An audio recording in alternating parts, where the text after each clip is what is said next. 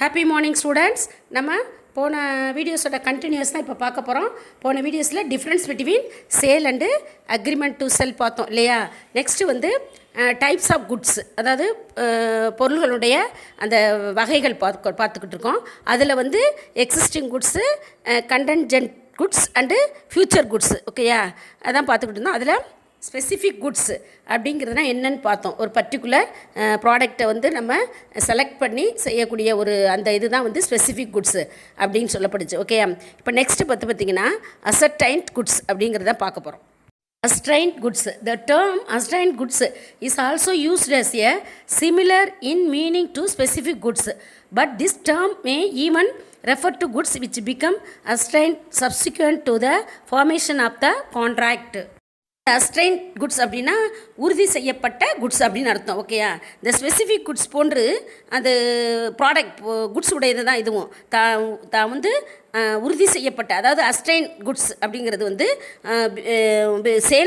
Sales contract இருக்கு இல்லையா, அதில் சேல்ஸ் கான்ட்ராக்ட் செய்யப்பட்ட பின்பு இன்னது தான் அப்படின்ட்டு உணரப்பட்ட ஒரு குட்ஸு தான் வந்து என்னன்னு சொல்லப்படுகிறது, உறுதி செய்யப்பட்ட, அதாவது அஸ்ட்ரைன் குட்ஸ் என்று சொல்லப்படுகிறது, ஓகேயா. Next unassigned or generic goods அப்படின்னு அர்த்தம், okay. These are goods which are not identified and agreed upon at time of contract of sale. For examples, a wants to pay a car from showroom where different models at different prices have been displayed. All these displayed models represents unassigned goods. unassigned goods அப்படின்னு பார்த்தீங்கன்னா உறுதி செய்யப்படாத ஒரு goods, அதுக்கு தான் வந்து unassigned goods அப்படின்னு பேர், ஓகே.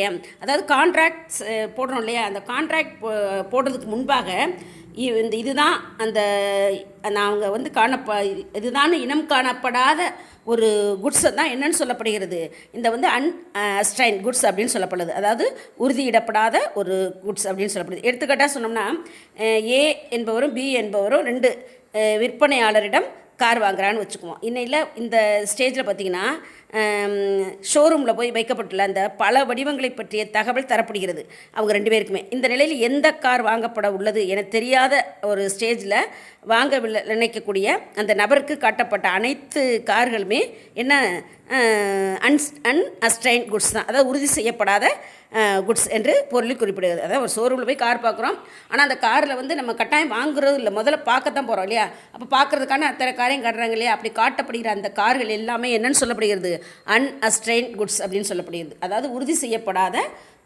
குட்ஸ் அப்படின்னு அர்த்தம், ஓகேயா. நெக்ஸ்ட் ஹெட்டிங் பார்த்தீங்கன்னா ஃப்யூச்சர் குட்ஸ். ஃப்யூச்சர் குட்ஸ்னால் எதிர்கால பொருள்கள் அப்படின்னு அர்த்தம், ஓகேயா. These are goods which a seller does not possess at the time of contract of sale but which will be manufactured or produced or acquired by him after entering into the contract of sale agreement. Example, a contractor agrees to supply 100 bags of rice to B for giving marriage feast. It is a case of future goods.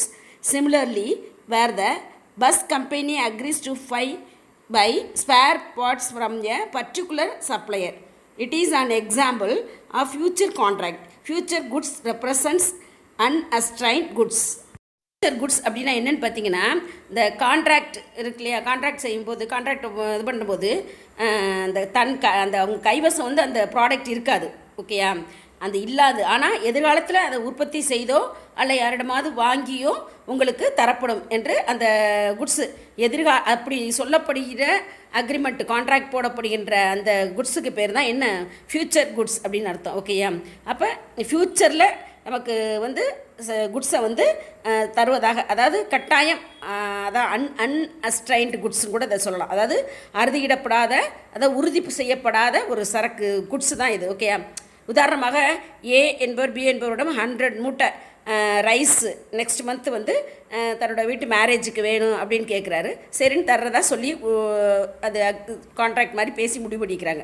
இந்த நிலையில் அரிசி அப்படிங்கிற அந்த ப்ராடக்டை என்ன சொல்லப்படுகிறோம், future products அப்படின்னு சொல்லப்படுகிறோம், okay. அதான் எதிர்கால சரக்கு அப்படின்னு சொல்லப்படுகிறது. கண்டென்ஜென்ட் குட்ஸ் அப்படிங்கிறது நிகழ்கால பொருட்கள் அப்படின்னு அர்த்தம். ஓகேயா? அதாவது contingent goods are the goods the acquisitions of which by the seller depends upon the கண்டென்ஜென்சி.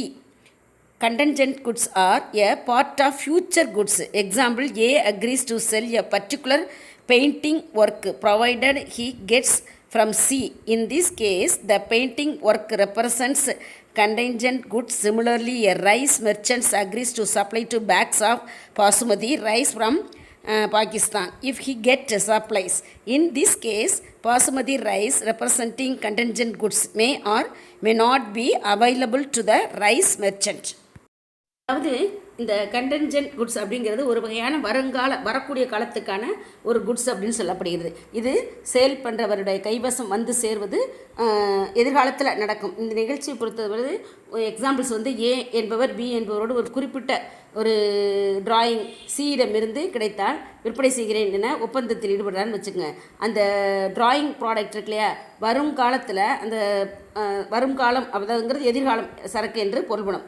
அதே போன்று ஒரு ரைஸ் செல்லர் வந்து 10 மூட்டை அரிசி, அந்த பாசுமதி அரிசி இருக்கு இல்லையா, அதை வந்து பாகிஸ்தானில் கிடைத்தால் விற்கிறேன் அப்படின்னு சொல்லி ஒப்பந்தத்தில் ஈடுபடுறான்னு வச்சுக்கோங்க. அப்போ அந்த பாசுமதி ரைஸ் அப்படிங்கிறது வந்து வருங்காலத்தில் கிடைக்கக்கூடிய ஒரு சரக்கு அப்படிங்கிறதுக்கு தான் அர்த்தம். அதாவது அந்த பாசுமதி ரைஸ் அப்படிங்கிறது கிடைக்கலாம் அல்லது கிடைக்காமலும் போகலாம். ஆனால் கிடைக்கும் அப்படிங்கிற ஒரு இதில் செயல்படக்கூடியதான் இந்த கண்டென்ஜென்ட் குட்ஸ் அப்படின்னு சொல்லப்படுகிறது. ஓகேயா? உங்களுக்கு இப்போ வந்து ஒரு சார்ட் கொடுத்துருக்கு பாருங்கள். அதாவது கண்டென்ஜென்ட் குட்ஸோடைய அந்த பாசுமதி ரைஸ் பார்த்தோம்ல எக்ஸாம்பிள்ஸு, அதை பற்றி ஒரு சார்ட் கொடுத்துருக்காங்க. ஃபஸ்ட்டு பார்த்தீங்கன்னா order placed for basmati rice, அதாவது வந்து அந்த பாசுமதி ரைஸ் வாங்குவதற்கான ஆர்டர். ஓகேயா? இதில் வந்து பாருங்கள் 2 வகை கொடுத்துருக்கு பாருங்கள் உங்களுக்கு.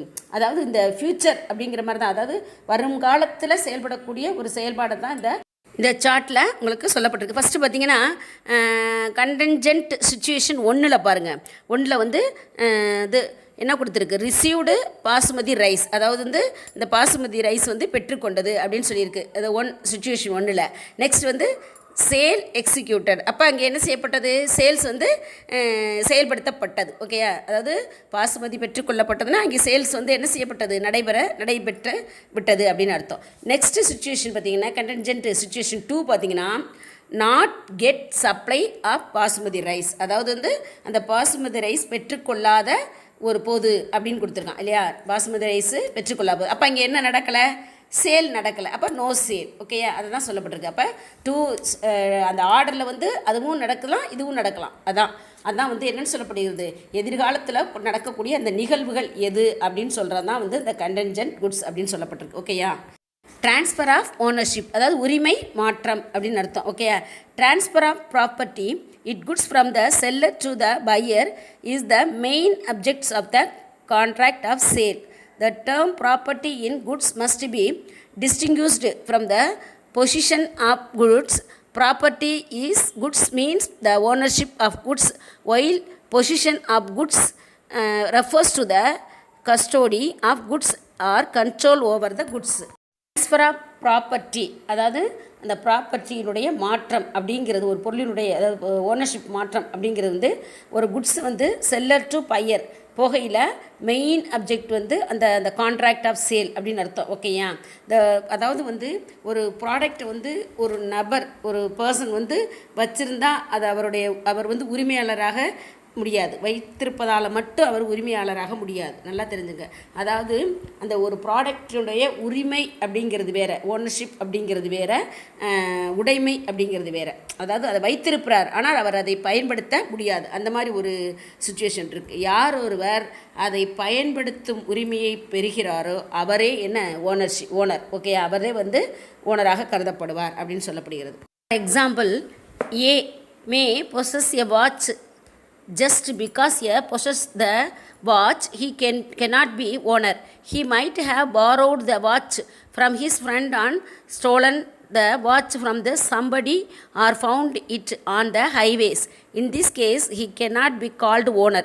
It is important to know the precise moment of time at which the ownership in goods passes from seller to buyer.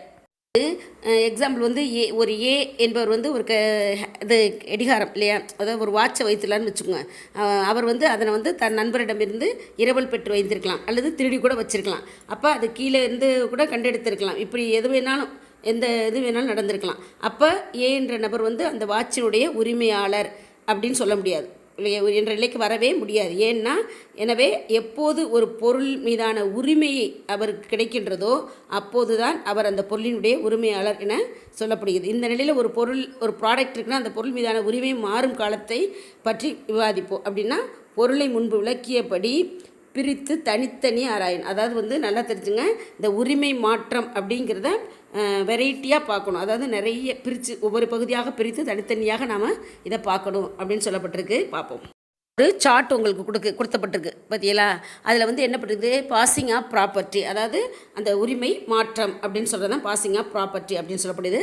அதில் வந்து 3 இது கொடுத்துருக்கு இல்லையா, 3 பார்ட்ஸ் கொடுத்துருக்கு. Specific goods and ascertained goods and goods and a approval. ஓகேயா? அதாவது வந்து specified goods அப்படின்னா குறிப்பிட்ட ஒரு பர்டிகுலர் ப்ராடக்ட் இல்லையா, குட்ஸு. அப்புறம் நெக்ஸ்ட் வந்து அசர்டைன்ட் குட்ஸ் படிச்சிருக்கோம் இல்லையா நம்ம முன்னாடியே.